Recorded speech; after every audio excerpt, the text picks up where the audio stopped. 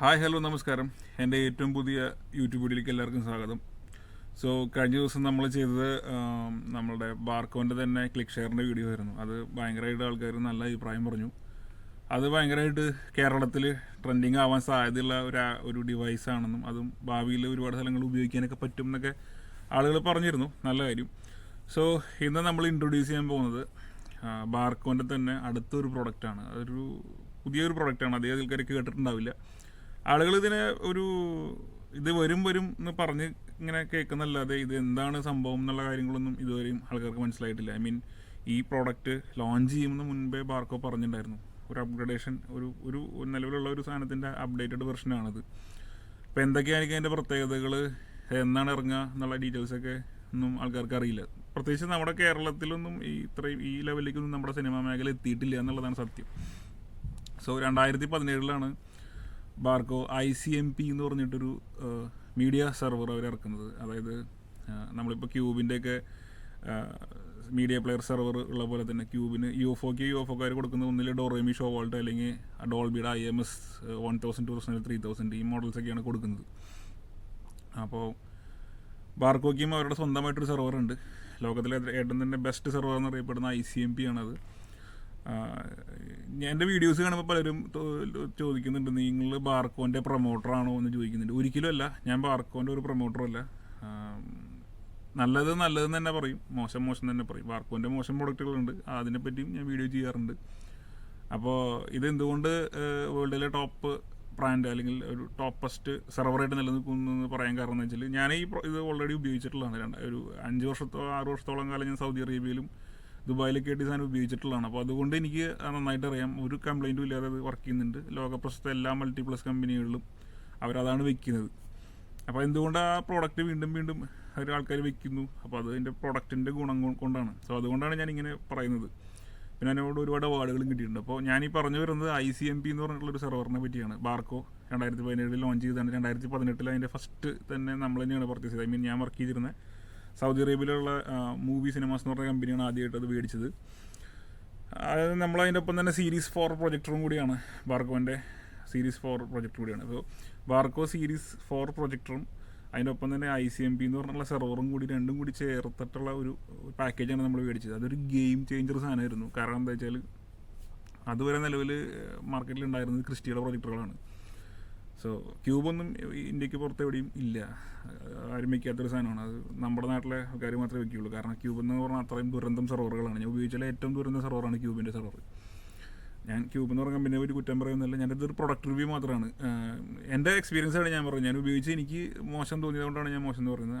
അത് അവർ ബെറ്റർ ആക്കട്ടെ, അതിൻ്റെ ക്വാളിറ്റി അവർ ഇൻക്രീസ് ചെയ്യട്ടെ എന്ന് ഞാൻ വിചാരിക്കുന്നു. അപ്പോൾ നമ്മൾ പറഞ്ഞു വന്നത് ബാർക്കോൻ്റെ സീരീസ് 4 പ്രൊജക്ടറും ICMP ഇത് രണ്ടും കൂടി ചേർന്നുള്ള ഒരു ഗുണം എന്താണെന്ന് വെച്ച് കഴിഞ്ഞാൽ, ലിറ്ററലി കംപ്ലീറ്റ് സിനിമ തിയേറ്ററിൻ്റെ ഒരു 95% അതിൻ്റെ മെയിൻ്റനൻസും കാര്യങ്ങളൊക്കെ ഒഴിവായി കിട്ടുകയാണ്. കാരണം ഇത് രണ്ടും കൂടി ഇൻ്റർഗ്രേറ്റ് ചെയ്ത് കഴിഞ്ഞൊരു ഗുണം എന്ന് വെച്ചാൽ, ഫസ്റ്റ് തിങ്, സിനിമയൊക്കെ ഇൻജസ്റ്റ് ചെയ്യാനായിട്ട് ഭയങ്കര ഈസിയാണ്. ഇതിനകത്ത് തന്നെയാണ് ഇതിൻ്റെ ഹാർഡ് ഡിസ്കും കാര്യങ്ങളൊക്കെ വരുന്നത്. സെപ്പറേറ്റ് ഹാർഡ് ഡിസ്കൊന്നും പുറത്തില്ല.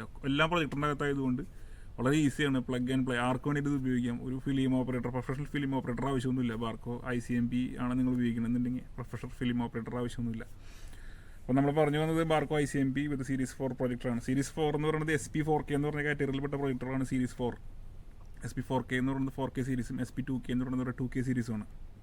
അപ്പോൾ തൃശ്ശൂരുള്ള ആളുകൾക്ക് ഈ പ്രൊജക്ടർ, ഞാൻ തൃശ്ശൂർ എന്ന് പറയാൻ കാരണം ഞാൻ തൃശ്ശൂർക്കാരനാണ്. അപ്പോൾ തൃശ്ശൂരിലുള്ള ആൾക്കാരാണ് കൂടുതൽ എനിക്ക് കമൻറ്റ് ചെയ്യുന്നത്. അപ്പോൾ നിങ്ങൾക്ക് ഈ പ്രൊജക്ടർ എന്ന എക്സ്പീരിയൻസ് താല്പര്യം ഉണ്ടെന്നുണ്ടെങ്കിൽ, നമ്മളുടെ ഇരിഞ്ഞാലക്കുട പോകുന്ന വഴിയിൽ ശിവദം സിനിമാസ് എന്നൊരു തിയേറ്റർ ഉണ്ട്. അവരുടെ സ്ക്രീൻ നമ്പർ 3 ഇരിക്കുന്ന SP4K 15C എന്ന് പറഞ്ഞ പ്രൊജക്ടറാണ്. സോ സ്ക്രീൻ നമ്പർ 3 പോയി എക്സ്പീരിയൻസ് ചെയ്ത് നിങ്ങൾക്ക് ഇമേജ് ക്വാളിറ്റി മനസ്സിലാവും. പക്ഷേ അവർ ഉപയോഗിക്കുന്നത് ബാർക്കോൻ്റെ സെർവറല്ല, പ്രൊജക്ടർ മാത്രമേ ബാർക്കോൻ്റെ ഉള്ളൂ. അവർ ഉപയോഗിക്കുന്നത് ക്യൂബിൻ്റെ സെർവറാണ്. സോ അത് ക്യൂബായിട്ടുള്ള എഗ്രിമെൻ്റ് ഉള്ളതുകൊണ്ടായിരിക്കും ക്യൂബിൻ്റെ ഉപയോഗിക്കുന്നത്. പക്ഷേ ICMP ഉപയോഗിക്കുന്നുണ്ടോ എന്ന് എനിക്കറിയില്ല. കേരളത്തിൽ എവിടെയെങ്കിലും ഉണ്ടെങ്കിൽ അത് ഒരു ബെസ്റ്റ് ചോയ്സ് ആണെന്ന് ഞാൻ പറയും. പക്ഷേ പ്രൊജക്ടർ വൈസ് നോക്കുമ്പോൾ ക്വാളിറ്റി വൈസിലും മെയിൻ്റനൻസ് വൈസിലും SP4K പ്രൊജക്ടറുകൾ ഒരു തകർപ്പൻ കില്ലാടി സാധനമാണ്. സോ നമ്മൾ പറഞ്ഞു വന്നതൊന്നുമല്ല. അപ്പോൾ ICMP എന്ന് പറഞ്ഞ പ്രോഡക്റ്റ് 2017 ലോഞ്ച് ചെയ്തു. അതിനുശേഷം 2018 അവസാനത്തോട് കൂടിയിട്ട് 19 സ്റ്റാർട്ട് ചെയ്യുമ്പോൾ ICMP X എന്ന് പറഞ്ഞിട്ട് ICMP അപ്ഗ്രേഡഡ് വെർഷൻ അവർ ഇറക്കി. രണ്ടും തമ്മിൽ മേജർ വ്യത്യാസങ്ങൾ വല്ലതും ഉണ്ടോ എന്ന് വെച്ച് കഴിഞ്ഞാൽ വലിയ വ്യത്യാസങ്ങൾ പ്രഥമ ദൃഷ്ടിയിലില്ല. എന്നാൽ പോലും ഒരു അപ്ഡേറ്റഡ് വെർഷനാണ്. ICMP Xൻ്റെ ഒരു പ്രത്യേകത എന്ന് പറഞ്ഞാൽ ICMP ഇറക്കുന്ന സമയത്ത് അതിനകത്ത് നമ്മുടെ HDD ആയിരുന്നു, ഹാർഡ് ഡിസ്കുകളായിരുന്നു. 3 ഹാർഡ് ഡിസ്കുകൾ വെച്ചിട്ടായിരുന്നു അവർ ഇറക്കിയിരുന്നത്. ഹാർഡ് ഡിസ്കിൻ്റെ ഒരു പ്രശ്നം എന്ന് വെച്ചാൽ അത് ഭയങ്കരമായിട്ട് സ്ലോ ആവും. സോ അതിനുശേഷം ICMP-X എന്നപ്പോൾ അപ്ഗ്രേഡഡ് വെർഷൻ പോലെ ഇറക്കിയത്. അപ്പോൾ അതിൽ നമുക്ക് വേണമെങ്കിൽ SSD-യിലേക്ക് മാറ്റാനൊക്കെ പറ്റും. ഹാർഡ് ഡിസ്ക് SSD-യിലേക്ക് മാറ്റുമ്പോൾ എന്താ ഉണ്ടാവുമെന്ന് അറിയാമല്ലോ. സാധാരണ നമ്മൾ HDD-യിൽ നിന്ന് SSD-യിലേക്ക് മാറുമ്പോൾ ഉണ്ടാവുന്ന സ്പീഡിൻ്റെ മാറ്റങ്ങളൊക്കെ അതിനുണ്ടായിരുന്നു. അപ്പോൾ അങ്ങനെ കുറച്ച് ഗുണങ്ങൾ അതിനുണ്ടായിരുന്നു. അപ്പോൾ നമ്മൾ ഇന്ന് സംസാരിക്കാൻ പോകുന്നത് 2018 ഇറങ്ങിയ ICMP-X-ൻ്റെ ഏറ്റവും പുതിയ പതിപ്പ്. ബാർക്കോ അത് ഇറക്കിയിട്ടില്ല, ലോഞ്ച് ചെയ്തിട്ടുള്ളൂ, അനൗൺസ് ചെയ്തിട്ടുള്ളൂ. സാധനം ഇപ്പോൾ മാർക്കറ്റിലേക്ക് വരാൻ ചിലപ്പോൾ 1-2 മാസം കൂടി എടുക്കുമായിരിക്കും. എന്തായാലും വരാൻ പോകുന്ന നമ്മളുടെ ബിഗ് സിനിമ എക്സ്പോ, ചെന്നൈയിൽ നടക്കാൻ പോകുന്ന ബിഗ് സിനിമ എക്സ്പോയിൽ നമുക്ക് എന്തായാലും കാണാൻ സാധിക്കും. അവിടെ കൊണ്ടുവരുമെന്നാണ് ബാർക്കോ പറഞ്ഞിരിക്കുന്നത്. സോ ഇതിൻ്റെ പേരാണ് എംഫ്യൂഷൻ ICMP-XS എന്നാണ് ഇതിൻ്റെ ഒരു പേര്. ഇതിൻ്റെ ഒരു മെയിൻ ഒരു പ്രത്യേകത എന്താണെന്ന് വെച്ചാൽ വെറും ഒരു അപ്ഡേറ്റഡ് മോഡലല്ല ഇത്. സാധാരണ നിലവിലുള്ള ബാർക്കോയുടെ ICMP സെർവറിനകത്ത് നമുക്ക് സിനിമ പ്ലേ ചെയ്യാനല്ലാതെ വേറെ യാതൊരുവിധ ഓപ്ഷൻസും ഇല്ല. ഈ എംഫ്യൂഷൻ ICMP-XS എന്ന് പറഞ്ഞ മോഡലിൽ എന്താ അവർ കൊടുക്കണമെന്ന് വെച്ച് കഴിഞ്ഞാൽ ഇതൊരു മീഡിയ പ്ലെയറായിട്ട് ഉപയോഗിക്കാം. അറ്റ് ദ സെയിം ടൈം നമുക്ക് ഇതൊരു ഓഡിയോ പ്രോസസ്സറായിട്ട് ഉപയോഗിക്കാം. അതായത് ഇതിനകത്ത് ഡോൾബി 7.1 5.1-ൻ്റെ ഡോൾബി മീൻസ് ഞാൻ ഉദ്ദേശിക്കുന്നത് ഡോൾബി ഇതൊരു ആലങ്കാരികമായിട്ട് പറഞ്ഞെന്നുള്ളൂ. 5.1 7.1 എന്നാണ് സൗണ്ട് ഞാൻ ഉദ്ദേശിക്കുന്നത്. സോ ഈ സൗണ്ട് നമുക്ക് ഇതിനകത്ത് നേരിട്ട് പ്രൊഡ്യൂസ് ചെയ്യാൻ പറ്റും. ഒരു ഓഡിയോ പ്രോസസ്സറിൻ്റെ ആവശ്യം നമുക്ക് വരുന്നില്ല. നേരിട്ട് ഇതിന് തന്നെ സൗണ്ട് ഔട്ട് എടുക്കാൻ പറ്റും എന്നാണ് ഇതിൻ്റെ ഏറ്റവും വലിയ പ്രത്യേകത. ഇതേപോലെ ഒരു പ്രൊഡക്റ്റ് നിലവിൽ മാർക്കറ്റിൽ ഉണ്ടോ എന്ന് വെച്ചാൽ തീർച്ചയായിട്ടും ഉണ്ട്. ഡോൾബി മുമ്പ് ഇറക്കിയിട്ടുണ്ട്. IMS 3000 എന്ന് പറഞ്ഞൊരു മോഡൽ ഇറക്കിയിട്ടുണ്ട്. 1000, 2000, 3000 എന്ന് പറഞ്ഞിട്ട് 3 മോഡൽസാണ്. ഇത് 3ഉം അത്ര സക്സസ് അല്ല. 3000 ആണ് പിന്നെയും ബെറ്ററായിട്ട് നിലനിൽക്കുന്നത്. ഈ വീഡിയോൻ്റെ അവസാനം ഞാൻ ഇതിൻ്റെ രണ്ടും തമ്മിലുള്ളൊരു വ്യത്യാസം ഞാൻ പറഞ്ഞുതരാം. ഡോൾബി IMS 3000-ഉം ഈ പറഞ്ഞ ICMP-XS-ൻ്റെയും വ്യത്യാസം ഞാൻ ശരിക്കും വിവരിച്ചു തരാം. അപ്പോൾ നിങ്ങൾക്ക് മനസ്സിലാവും. അപ്പോൾ ഈ IMS ഉപയോഗിക്കുന്ന ആൾക്കാർക്ക് അറിയാം, IMS ഒരു ബിൽറ്റ് ഇൻ സെർവറാണ്. IMS നേരിട്ട് ഔട്ട് എടുത്തിട്ട് നമുക്ക് സിനിമയും ഓഡിയോ പ്രോസസ്സർ ഇല്ലാതെ തന്നെ പ്ലേ ചെയ്യാനുള്ള ഓപ്ഷനൊക്കെ IMS-ലുണ്ട്, ഡോൾബിയിലുണ്ട്. സോ ഈ ഒരു പ്രോഡക്റ്റ് ഓൾറെഡി ഇതുപോലത്തെ ഒരു സംഭവം ഓൾറെഡി മാർക്കറ്റിലുണ്ട്. എന്തുകൊണ്ടാണ് ഇതിനുള്ള രണ്ടും തമ്മിലുള്ള വ്യത്യാസം എന്ന് പറഞ്ഞു കഴിഞ്ഞാൽ ഇവർ ശരിക്ക് കുറച്ചുകൂടി കോൺസെൻട്രേറ്റ് ചെയ്ത് ഡയലോഗ് ക്ലാരിറ്റി ഇതിൻ്റെ ഇമ്പ്രൂവൈസ് ചെയ്തിട്ടുണ്ട്. അതുപോലെ തന്നെ പവർഫുൾ ബാസാണ്. അതായത് ICMP-XS കൊടുക്കുന്ന അത്രയും പവർഫുൾ ബാസ് ഡോൾബി IMS നിങ്ങൾ നേരിട്ട് എടുത്താൽ കിട്ടില്ല. നേരിട്ട് ഓഡിയോ പ്രോസസ്സർ ഇല്ലാതെ നേരിട്ട് IMS 3000 നിങ്ങൾ ഓഡിയോ ഔട്ട് എടുക്കുകയാണെന്നുണ്ടെങ്കിൽ ഒരിക്കലും ഈ ICMP-XS കൊടുക്കുന്ന ഓഡിയോ ക്വാളിറ്റി മീൻസ് ഡയലോഗിൻ്റെ ലെഫ്റ്റ് സെൻറ്റർ റൈറ്റ് എന്ന് പറഞ്ഞിട്ടുള്ള 3 ചാനലിൽ നിന്നും സബ് ഓഫറിൽ നിന്നും കിട്ടുന്ന ആ പഞ്ചും ക്വാളിറ്റിയും ഇതിൽ കിട്ടില്ല എന്നുള്ളതാണ് ഇതിൻ്റെ ഏറ്റവും വലിയൊരു പ്രത്യേകത. പിന്നെ ഇതിൻ്റെ വേറൊരു അട്രാക്ഷൻ എന്താണെന്ന് വെച്ച് കഴിഞ്ഞാൽ സാധാരണഗതിയിൽ നമ്മളൊരു സെർവറിലേക്ക് നമ്മുടെ നാട്ടിൽ ശ്രദ്ധിക്കാത്തൊരു കാര്യമാണ് ഞാനിതിൽ പറയാൻ പോകുന്നത്. സാധാരണഗതിയിൽ നമ്മളൊരു പടം ഇതിൻ്റെ ഒരു സെർവറിലേക്ക് ഇൻജസ്റ്റ് ചെയ്യുമ്പോൾ എത്ര സമയം എടുക്കുന്നു എന്നുള്ളത് അധികം ശ്രദ്ധിക്കാറില്ല. പലരുടെയും ഒരു കൺസെപ്റ്റ് 1 മണിക്കൂർ 2 മണിക്കൂറൊക്കെ എടുക്കും എന്നൊക്കെയാണ് ഒരു സിനിമ ട്രാൻസ്ഫർ ആവാനായിട്ട്. സോ ലേറ്റസ്റ്റ് ടെക്നോളജി പ്രകാരം ലോകത്തിലെ ഏറ്റവും ഫാസ്റ്റായിട്ടൊരു സിനിമ ഇൻജസ്റ്റ് ചെയ്യാൻ പറ്റുന്ന സെർവർ ബാർക്കോൻ്റെ ICMP ആണ്. ഒരു സംശയം വേണ്ട. ട്രഡീഷണലി ഇപ്പോൾ നമ്മൾ ട്രാൻസ്ഫർ ചെയ്യുന്ന അല്ലെങ്കിൽ നമ്മൾ ഇൻജസ്റ്റ് ചെയ്യുന്ന പടത്തിൻ്റെ സ്പീഡ് എന്ന് പറഞ്ഞാൽ 500 MB/s ആണ്, 500 MB/s ആണ്. അപ്പോൾ ഇത് ICMP-XS അത് എംഫ്യൂഷനിലേക്ക് കടക്കുമ്പോൾ ഉള്ള പ്രത്യേകത എന്താ വെച്ചാൽ സാധാരണ ഒരു സെർവറിൽ ഇപ്പോൾ നമ്മൾ IMS-ലൊക്കെ ഒരു പടം ഇൻജസ്റ്റ് ചെയ്യുമ്പോൾ 500 MB/s എന്നുള്ള വേഗതയിലാണ് ഈ കണ്ടൻറ്റിൻ്റെ ഫയലുകൾ നമ്മുടെ സെർവറിലേക്ക് കയറിക്കൊണ്ടിരിക്കുന്നത്. ഈ ICMP-XS-ലേക്ക് കടക്കുമ്പോൾ ഇത് 5% 5 times ഫാസ്റ്ററാണ്. അത് 5 മടങ്ങ് ഇതിൻ്റെ വേഗത കൂടുതലാണ്. അതായത് 500-ൻ്റെ 5 എന്ന് പറയുമ്പോൾ അത് നിയർലി 2500. സോ 2500 ഒരു കമ്പനി പറഞ്ഞിട്ട് നമുക്ക് ലെറ്റ്സ് ഒരു 2000 MB/s നമുക്ക് കണ്ടൻറ്റ് ട്രാൻസ്ഫർ ചെയ്യാൻ പറ്റും എന്നുള്ള ഒരു വേഗത. അതായത് ഒരു പടം ട്രാൻസ്ഫർ ചെയ്യാനായിട്ട് നിങ്ങൾ ഒരു സെർവറിലേക്ക് ഒരു 45 മിനിറ്റ് എടുക്കുന്നുണ്ടെന്നുണ്ടെങ്കിൽ ICMP-XS-നകത്തേക്ക് നിങ്ങൾ പടം ട്രാൻസ്ഫർ ചെയ്യാൻ നിങ്ങൾക്ക് 15 മിനിറ്റ് പോലും വേണ്ട എന്നുള്ളതാണ് ഇതിൻ്റെ ഏറ്റവും വലിയൊരു അട്രാക്ഷൻ. നമുക്കൊരു പടം കിട്ടിക്കഴിഞ്ഞാൽ ഇമ്മീഡിയറ്റ് ട്രാൻസ്ഫർ ചെയ്യാം എന്നുള്ളതാണ് ഇതിൻ്റെ ഏറ്റവും വലിയൊരു അട്രാക്ഷൻ. പക്ഷേ ഇത് USB 3.0 മാത്രമേ വർക്ക് ചെയ്യുള്ളൂ. സാധാരണ നമുക്ക് ക്യൂബിൽ നിന്നൊക്കെ കിട്ടുന്ന ഇരുമ്പെട്ടി ഉണ്ടല്ലോ പഴയത് തുറന്നിട്ടിടുന്നത്, അതൊന്നും എന്ന് വെച്ചാൽ വർക്ക് ചെയ്യില്ല. USB 3.0 ഉണ്ടെന്നുണ്ടെങ്കിൽ വർക്ക് ചെയ്യും, അല്ലെങ്കിൽ വർക്ക് ചെയ്യില്ല. അത് ഇതിനൊരു പ്രത്യേകതയാണ്, ഇതിൻ്റെ ഒരു പ്രത്യേകതയാണ്. അപ്പോൾ ഇത് മാത്രമല്ല ഇതിന് പ്രത്യേകത.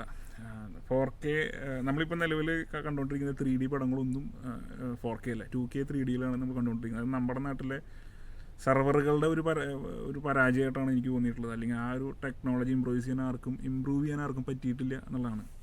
ശരിക്കും ആ ടെക്നോളജി 4K 3D നമുക്ക് സിനിമ കാണാൻ പറ്റും. പക്ഷേ നമ്മുടെ നാട്ടിലെ ഇൻ്റർഗ്രേറ്റേഴ്സ് അത് മാറ്റാൻ ശ്രമിച്ചിട്ടില്ലാത്തതുകൊണ്ടായിരിക്കും, അല്ലെങ്കിൽ അവരുടെ സെർവറിന് അത്രയും ക്യാപ്പബിലിറ്റി ഇല്ല. ഞാൻ പറഞ്ഞു മനസ്സിലാവുണ്ടല്ലോ, നമ്മുടെ നാട്ടിൽ വെച്ചിരിക്കുന്ന അതിൻ്റെ ഒരു സെർവർ അപ്ഡേഷൻ്റെ ഒരു പ്രശ്നമാണെന്നാണ് ഞാൻ മനസ്സിലാക്കുന്നത്. ICMP XSൻ്റെ എംഫ്യൂഷൻ്റെ ഒരു പ്രത്യേകത എന്ന് പറഞ്ഞാൽ 2D 4K കണ്ടൻറ്റുകൾ 60 ഫ്രെയിം പെർ സെക്കൻഡിലും, നമുക്ക് 3D 4K കണ്ടൻറ്റുകൾ നമുക്ക് 48 ഫ്രെയിം പെർ സെക്കൻഡ്, 60 ഫ്രെയിം പറയുന്നുണ്ടെങ്കിൽ 48 ഫ്രെയിം പെർ സെക്കൻഡിൽ കണ്ടൻസ് ചെയ്യാൻ നമുക്ക് ആ കണ്ടൻറ്റുകൾ അവൈലബിൾ ഉള്ളൂ. സോ നമുക്ക് 2Dയും 3Dയും 4K നമുക്ക് പ്ലേ ചെയ്യാൻ ക്യാപ്പബിലിറ്റി ഉണ്ട്, അല്ലെങ്കിൽ പ്ലേ ചെയ്യാൻ സാധിക്കും എന്നുള്ളതാണ്. മറ്റ് സെർവറുകളും ഈ ക്യാപ്പബിലിറ്റി ഉണ്ട്, പക്ഷേ നമുക്കത് ഉപയോഗിക്കാൻ സാധിക്കുന്നില്ല എന്നുള്ളതാണ് ഞാൻ ഈ പറഞ്ഞ പരാജയം ഉദ്ദേശിച്ചത്. ഇതിനകത്ത് ഇത് സിമ്പിളായിട്ട് നമുക്ക് യൂസ് ചെയ്യാൻ പറ്റുന്നുണ്ട്, മീൻസ് ഇത് പ്ലേ ചെയ്യാൻ പറ്റും എന്നുള്ളതാണ് ഇതിൻ്റെ ഒരു വലിയൊരു അട്രാക്ഷൻ. ഇതൊക്കെ പുറമെ ഈ എംഫ്യൂഷൻ ICMP XSൻ്റെ വേറൊരു വലിയൊരു പ്രത്യേകത എന്താണെന്ന് വെച്ച് കഴിഞ്ഞാൽ, നമുക്ക് ഡയറക്റ്റ് വെബ് ലിങ്കുകൾ ഇതിനകത്ത് കൊണ്ടുവന്ന് പ്ലേ ചെയ്യാം. അതായത് DCP അല്ലാതെ നമുക്ക് വേറെ എന്തെങ്കിലും കൊണ്ടുവന്ന് പ്ലേ ചെയ്യണമെന്നുണ്ടെങ്കിൽ ജസ്റ്റ് അതിൻ്റെ ലിങ്ക് ഉണ്ടെന്ന് നമുക്ക് ഇതിനകത്ത് പ്ലേസ് ചെയ്തിട്ട് പ്ലേ ചെയ്യാൻ സാധിക്കും എന്നുള്ളതാണ് ഇതിൻ്റെ ഒരു അട്രാക്ഷൻ. അതായത് ഇത് ഫോറിൻ കൺട്രീസിലൊക്കെ പോയി കഴിഞ്ഞാൽ നമ്മൾ ഫുട്ബോൾ മാച്ചുകളോ ലൈവ് ഇവൻറ്റുകളും കാര്യങ്ങളൊക്കെ വെബ്സൈറ്റുകളിൽ നിന്ന് കിട്ടുന്നതൊക്കെ നമ്മൾ പ്ലേ ചെയ്യാറുണ്ട്. തോന്നിയ പോലെ പ്ലേ ചെയ്യല്ല കേട്ടോ, നമ്മൾ എന്ത് കണ്ടൻറ്റാണോ പ്ലേ ചെയ്യാൻ പോണേ അതിൻ്റെ കണ്ടൻറ് റൈറ്റ്സ് ഉള്ള ആൾക്കാരുടെ നമ്മളതിൻ്റെ കറക്റ്റ് കണ്ടൻറ്റ് പർച്ചേസ് ചെയ്ത്, മീൻസ് അതിൻ്റെ നമ്മൾ എക്സിബിഷൻ റൈറ്റ്സ് പർച്ചേസ് ചെയ്തിട്ട് അതൊക്കെ ചെയ്യാൻ പാടുള്ളൂ. അല്ലാതെ നമുക്കിപ്പോൾ വീട്ടിൽ സെറ്റ് ഓഫ് ബോക്സ് ഉണ്ട്, നമുക്ക് നേരെ കൊണ്ടുവന്ന് പ്രൊജക്ടറിൽ കുത്തി ഫുട്ബോൾ കളി തിയേറ്ററിൽ ഇടാം എന്നുള്ള ചിന്തയൊന്നും വേണ്ട. അതിനൊക്കെ ഓരോ കണ്ടൻറ് റൈറ്റ്സും കാര്യങ്ങളും മേടിക്കണം. ഇപ്പം ഞാൻ ബീയിങ് സ്പോർട്സ് എന്ന് പറഞ്ഞുള്ള ഖത്തറിൽ അൽ ജസീറ എന്ന് പറഞ്ഞ കമ്പനിയായിട്ട് എനിക്ക് ഒരു ടൈപ്പ് ഉണ്ട്. ഞാൻ സിനിമ തിയേറ്ററുകളിൽ ഫുട്ബോൾ മാച്ചുകൾ, ഇപ്പോൾ ലാ ലീഗ, പ്രീമിയർ ലീഗ് പോലത്തെ മാച്ചുകളൊക്കെ ഞാൻ ഇവിടെ തിയേറ്ററിൽ സ്ട്രീം ചെയ്യാറുണ്ട്. സോ അതിനൊക്കെ അതിൻ്റേതായ ഒരു ഫോർമാലിറ്റി ഒക്കെ ഉണ്ട്, അത് കഴിച്ചിട്ട് വേണം ചെയ്യാനായിട്ട്. ഞാനതിൻ്റെ ടെക്നിക്കാലിറ്റി മാത്രമാണ് ഇവിടെ പറയുന്നത്, അതുകൊണ്ടാണ് ഞാൻ പറയുന്നത്. സോ നമുക്ക് വെബ് ലിങ്ക് ഒക്കെ എടുത്തിട്ട് വേണമെങ്കിൽ നേരിട്ട് ഇതിനകത്ത് പേസ്റ്റ് ചെയ്ത് നമുക്ക് ഡയറക്റ്റ് പ്ലേ ചെയ്യാൻ, ലൈവ് സ്ട്രീമിങ് നമുക്ക് നേരിട്ട് ചെയ്യാൻ പറ്റും എന്നുള്ളതാണ് ഇതിൻ്റെ ഏറ്റവും വലിയൊരു മറ്റൊരു പ്രത്യേകത. ഇനി നമുക്ക് ഡോൾബി IMS 3000ഉം ICMP Xഉം തമ്മിലുള്ള മേജർ മാറ്റങ്ങൾ എന്തൊക്കെയാണെന്ന് നമുക്ക് നോക്കാം. ഞാനതിവിടെ എടുത്തു വെച്ചിട്ടുണ്ട്.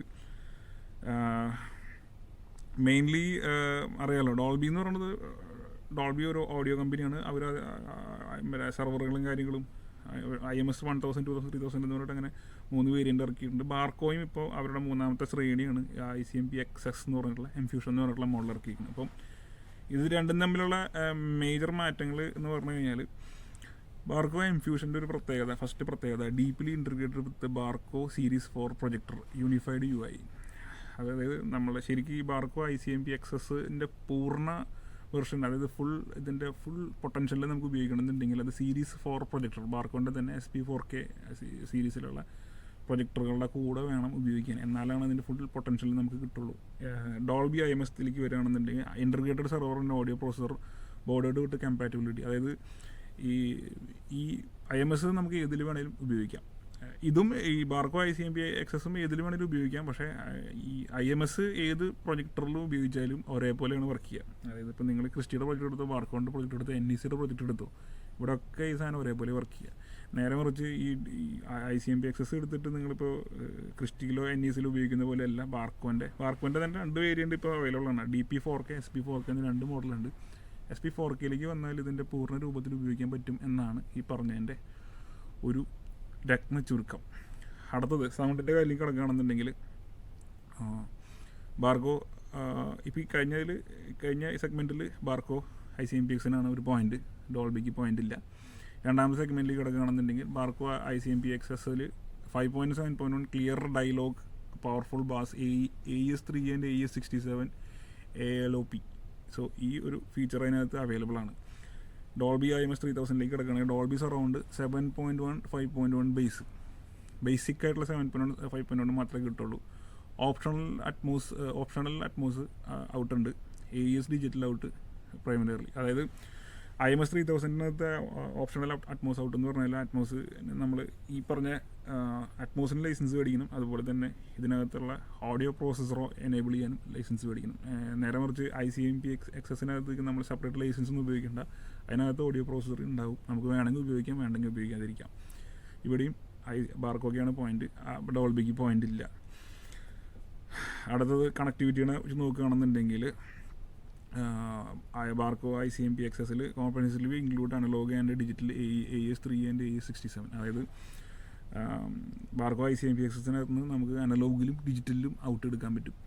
നേരെ മറിച്ച് IMS 3000ലേക്ക് പോവുകയാണെങ്കിൽ primarily AES digital may require external DAC for analog. അതായത് IMS 3000 നമുക്ക് ഔട്ട് എടുക്കുമ്പോൾ ഡിജിറ്റൽ ഔട്ട് മാത്രമേ കിട്ടുള്ളൂ. അനലോഗ് ഔട്ട് വേണമെന്നുണ്ടെങ്കിൽ DAC ഡോൾബി അറ്റ്മോസ് കണക്ട് എന്ന് പറഞ്ഞിട്ടുള്ള ആ ഒരു ഡിവൈസ് ഉണ്ടെങ്കിൽ മാത്രമേ അത് കിട്ടുള്ളൂ. അതൊരു optional ഫീച്ചറാണ്.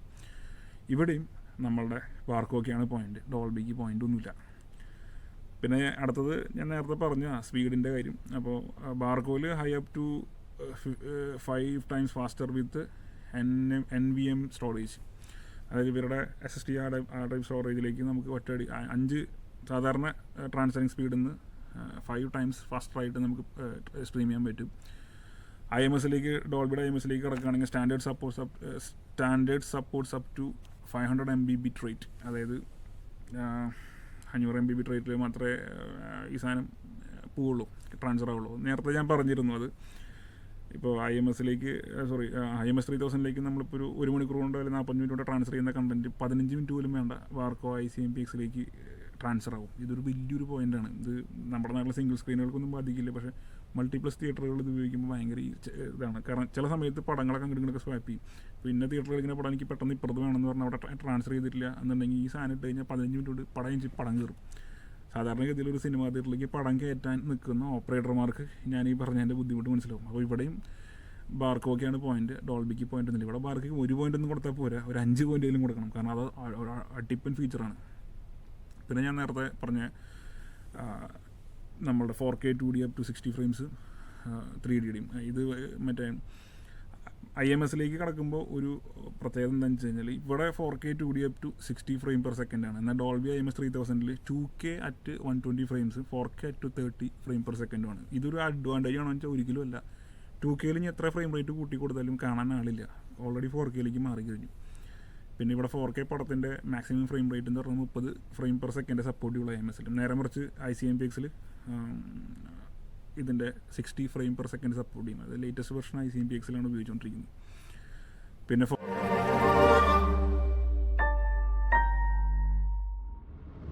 Barco welcomes you to smooth, integrated and streamlined operations for your cinema. With the Barco M-Fusion ICMP XS, Barco's integrated cinema media processor, you have everything you need for media and audio in a single device. A state-of-the-art audio processor delivering 5.1 and 7.1 audio for excellent surround, crystal clear dialogue and adrenaline-inducing bass.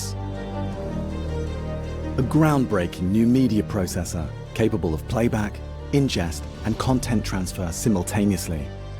And streaming capabilities for real-time content delivery from anywhere in the world. M-Fusion IC, now accessible via computer, handheld device, or via the integrated touch display on your... അപ്പോൾ ഇത്രയൊക്കെ പറഞ്ഞിരുന്ന് എനിക്ക് തോന്നുന്നത് ICMP X ഒക്കെയാണ് നല്ലതെന്നാണ് എനിക്ക് തോന്നുന്നത്. കാരണം ICMP X ഒക്കെ ഞാൻ ഉപയോഗിച്ചിട്ടുള്ളതാണ്. ഇപ്പോൾ ICMPൻ്റെ XS മറ്റേ M-Fusion വന്നപ്പോൾ അവരുടെ ടെക്നോളജി അല്ലെങ്കിൽ അവരുടെ ഒരു ക്വാളിറ്റി സാധനങ്ങൾ കൊണ്ടുവന്നതിൻ്റെ ഒരു പ്രോഡക്റ്റ് കൊണ്ടുവന്ന് ലോഞ്ച് ചെയ്യുമ്പോൾ അതിൻ്റെ ഫീസിബിലിറ്റി എന്തോരമുണ്ട്, നമുക്ക് എത്രത്തോളം ഉപകാരപ്പെടും എന്നൊക്കെ നോക്കിയിട്ടായിരിക്കുമല്ലോ നമ്മൾ ഇത് ഇതാക്കുക. അപ്പോൾ എൻ്റെ ഒരു സജഷനാണ്. ഞാൻ IMS ഉപയോഗിച്ചിട്ടുള്ളതാണ്. ഡോൾബിയുടെ IMS 3000 2000 1000 ഉപയോഗിച്ചിട്ടുള്ളതാണ്. 1000 2000 ഒക്കെ അമ്പേ പരാജയമായിരുന്നു. 3000 വന്നപ്പോഴാണ് കുറച്ചും കൂടി ഇത് ബെറ്റർ ആയത്. പക്ഷേ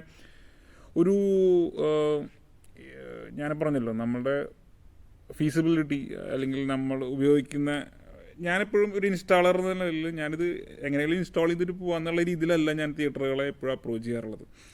ഞാനെപ്പോഴും ഒരു തിയേറ്ററിൽ ഇത് ഇൻസ്റ്റാൾ ചെയ്ത് കഴിഞ്ഞ് കഴിഞ്ഞാൽ ഞാൻ ആ ഇൻസ്റ്റലേഷന് മുമ്പ് തന്നെ തിയേറ്റർ ഓണറുടെ സൈഡിൽ നിന്ന് ചിന്തിക്കുക, ഇത് അയാൾക്ക് എത്ര നാൾ ഉപയോഗിക്കാൻ പറ്റും, അല്ലെങ്കിൽ അവിടെയുള്ള ഓപ്പറേറ്റർ ആയിട്ടുള്ള ആൾ അല്ലെങ്കിൽ ഇതിൻ്റെ എൻഡ് യൂസർ എന്ന് പറയും, എൻഡ് യൂസർ ഇതെങ്ങനെ ഉപയോഗിക്കും, അല്ലെങ്കിൽ അവർക്ക് ഉണ്ടാകുമ്പോൾ വന്ന ബുദ്ധിമുട്ടുകൾ എന്തൊക്കെയായിരിക്കും, അല്ലെങ്കിൽ ഇതെങ്ങനെ, ആ രീതിക്ക് ഞാൻ ചിന്തിക്കുക. അതായത് നമ്മളൊരു സാധനം ഇൻസ്റ്റാൾ ചെയ്ത് കൊടുത്തിട്ട് പിന്നെ പറയരുത് അത് പണിയാണ് ഇങ്ങനെയാണെന്ന്, അങ്ങനത്തെ ഒരു ചിന്ത വരരുത്. അപ്പോൾ ഞാൻ പരമാവധി ഏത് പ്രോഡക്റ്റ് ആണെങ്കിലും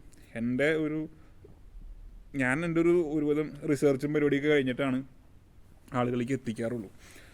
സോ ഈ വീഡിയോയെക്കുറിച്ചുള്ള നിങ്ങളുടെ അഭിപ്രായങ്ങളും കമൻറ്റുകളൊക്കെ ഇതിലെഴുതി അറിയിക്കുക. അതുപോലെ തന്നെ നിങ്ങൾ ഏത് രാജ്യത്തു നിന്ന് കാണുന്നു എന്ന് പറഞ്ഞാൽ കുറച്ചും കൂടി സന്തോഷമായിരിക്കും.